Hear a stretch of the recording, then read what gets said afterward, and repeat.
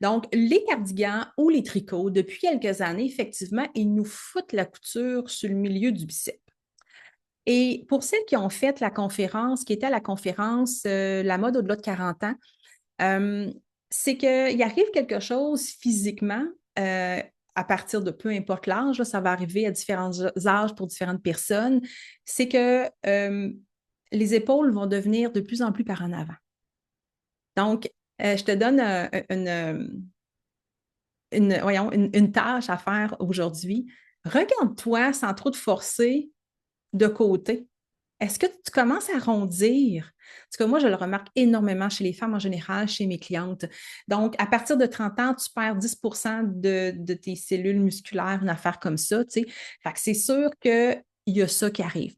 Alors, si tu ne veux pas accentuer le fait que peut-être que tu commences à ramener tes épaules par en avant sans t'en rendre compte, ou peut-être que même tu as une épaule tombante, à ce moment-là, ce qui aide énormément à déjouer l'œil de l'épaule tombante, c'est la couture verticale. Alors, porte attention à ça. Peut-être que quand tu t'es auto-analysé dans la formation, tes épaules étaient droites, puis ça allait bien. Tu sais, on mesure, puis on se regarde, puis on se prend en photo de toute droite, tu sais. Mais dans la vraie vie, ou tu sais, demande à ton chum, hey, peux-tu checker de côté de temps en temps? Dis-moi si je me tiens droite ou pas, tu sais. Des fois, parce que c'est pas évident de se voir de côté nécessairement.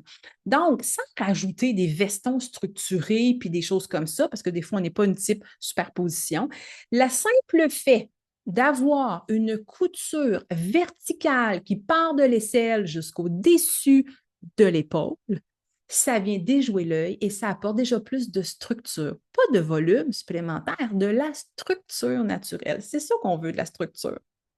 On veut pas de volume supplémentaire. Excellent. Fait que les cardigans, c'est un peu plus mou aussi de base. Donc, il faut s'assurer que la couture soit verticale, mais pas juste ça.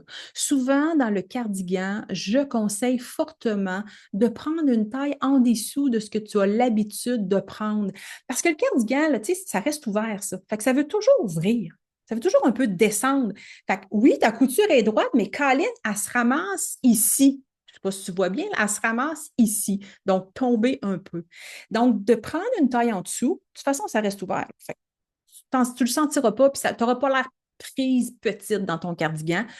Fait que tu prends une taille en dessous, fait que déjà là, tu as moins de distance du cou aux épaules dans la conception du cardigan et ça va t'aider à avoir tes coutures un petit peu plus à la bonne place, OK? Une couture verticale, là, si mon bras, ça ne marche pas, une couture verticale, là, c'est carrément vis-à-vis l'aisselle et ça monte en ligne droite. Si ta couture part de l'aisselle, mais qu'elle fait 1 centimètre à l'extérieur, c'est correct. 1 centimètre, on vit bien avec ça, la perfection n'existe pas. Mais si je ne sais pas si tu vois bien là, ma couture, je sais que je t'en parle. Là. Donc, moi, elle est vraiment droite. C'est comme la petite perfection que je te montre présentement. Donc, un doigt, là, la largeur d'un doigt ou d'1 centimètre à l'extérieur serait fonctionner. Mais à 2 centimètres, là, ça commence à créer un effet tombant.